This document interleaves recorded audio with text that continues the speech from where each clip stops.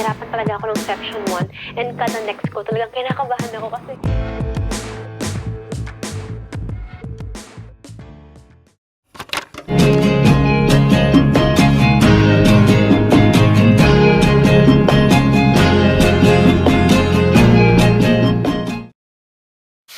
Hi guys! So today is December 9 and December 6, 7, 8, 9, 3 days na after matapos nung exam ko. Hindi ako nakapag-video after kasi number 1, pagod na ako.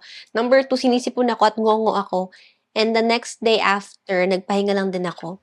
Kaya ngayon ako mag-share tungkol sa nangyari that day. It's exactly 3 a.m. guys.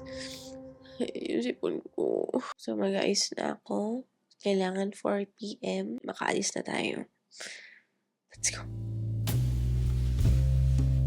Hi guys, so it's currently 4:04 a.m. Inaantay ko na lang yung pinsan ko. And ready na ako umalis. Dala ko na yung passport ko. Yun lang naman yung kailangan. Computer-based naman yung exam. Nakapag-pray na ako and all. I-left ko na lahat kay Lord. So if others can do it, so I can. Nag-sunscreen lang ako tapos lip balm. And I feel like kailangan ko magdala ng hand cream kasi malamig.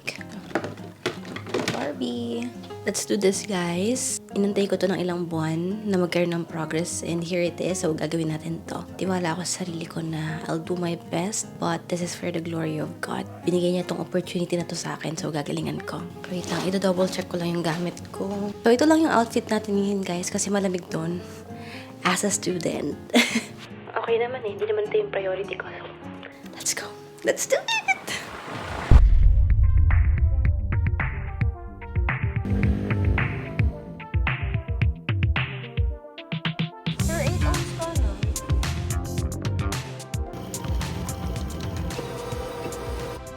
By the way, kakatapos ko lang mag-video sa 2026 journal/planner recommendations ko. So, maybe mas nauna na yung na-upload before tong video na to. Kaya, eto siya. And ililink ko na lang din yung video sa description box. Umalis kami mga 4 a.m. Nakarating ako doon ng before 5:30 a.m. So, tumambay lang ako sa 7-Eleven all throughout na nag-aantay. Pero at least mga after 30 minutes or 45 minutes, dumating na rin yung mga kasama ko.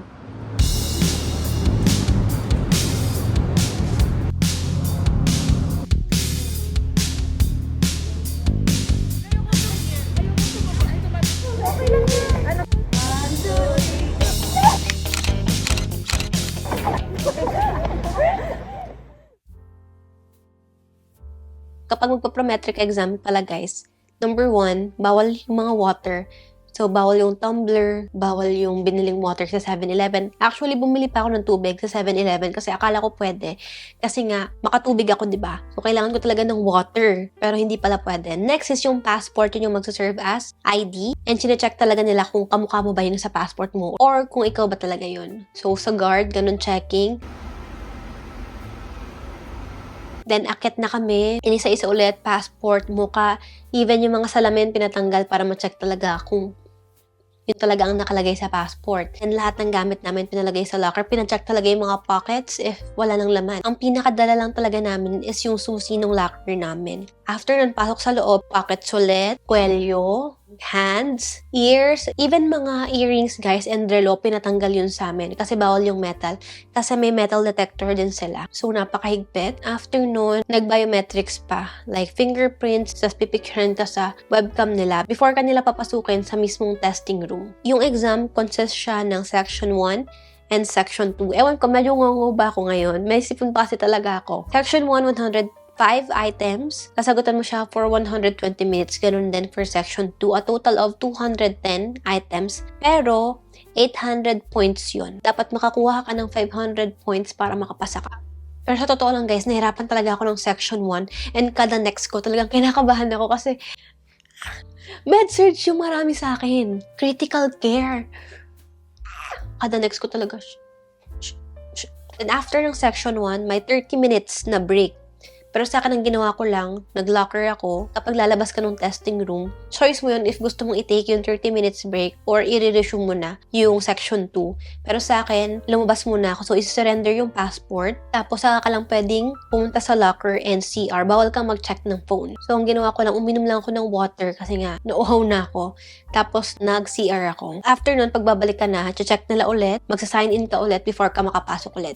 puro ulit. So, for section 2, doon ako medyo nakabawi. Feeling ko, doon ako nag-turn ulit ng confidence na magsagot, na tuloy-tuloy na yung sagot ko. Pero yun nga, after ko magtuloy-tuloy ng sagot, then babalikan ko na yung parang mga hindi ako sure. Tapos, may pinalitan akong 2 questions. After nun, after exam, ayaw ko na sanang i-check. Kasi ganun naman yung ginawa ko ng board exam. Hindi na ako nag-check ng mga tanong-tanong. Pero yung pinalitan ko na yon, mali sila. Kaya, nanlulumo ako after exam. Tapos na. Parang nasa-scared ako. Ba't ganun? Gosh. I have done my part. Nag-review naman ako. Majority pa rin na piling ko. Pasado ako. Nag-search ako ng sagot. Na yung after ko. Tapos mali yung sagot ko. Pinalitan ko.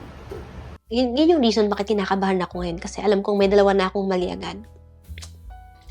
Pero, still hoping, guys. Wala pang result. Kaya, mas ako ngayon, mas kinakabahan ako compared nung board exam.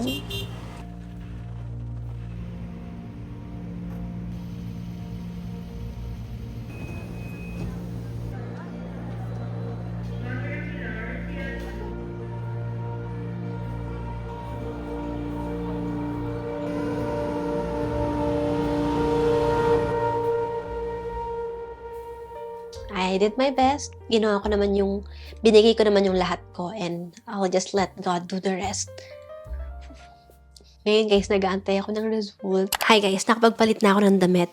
Pero gusto ko lang sabihin na kapag pumasa ako dito sa exam na to, bibili talaga ako ng bash, na maleta, tera, kahit anong size. Basta magagamit ko. Tapos yung tote bag nila. Excited na ako pumasa. Lord. Gusto ko talaga nung bash, na maleta, na tera. Yun lang talaga yung gusto ko. Kapag walang tera, wag na lang. Papasa talaga ako guys kasi bibili pa ako ng bash. Yung mga kasabayan naming technician, nakapasa na sila kasi mas mabilis i-release yung result nila. Sa amin, 2 to 4 weeks, 2 to 6 weeks daw. Ewan ko. By the way, yung exam na tinake ko is nurse specialist. Kinakabahan ako guys. Magpapaskong may bagong lisensya. Magpapasko kung may bagong lisensya. Panoorin niyo yung journal recommendations ko ha. Siguro mga January ko naman to i-upload. Siguro gagawa lang din ako ng separate video talaga if gusto niyo about prometric exam para mas maging informative siya kasi more on experience ko lang naman to. So, yun lang guys. Thank you so much for watching and waiting season. If you reach until this end, then comment this emoji. Don't forget to subscribe, like, and share this video. And waiting season tayo ngayon, guys. Siguro alam nyo na kung ano yung next video natin. So, I'll see you in our next episode. Bye!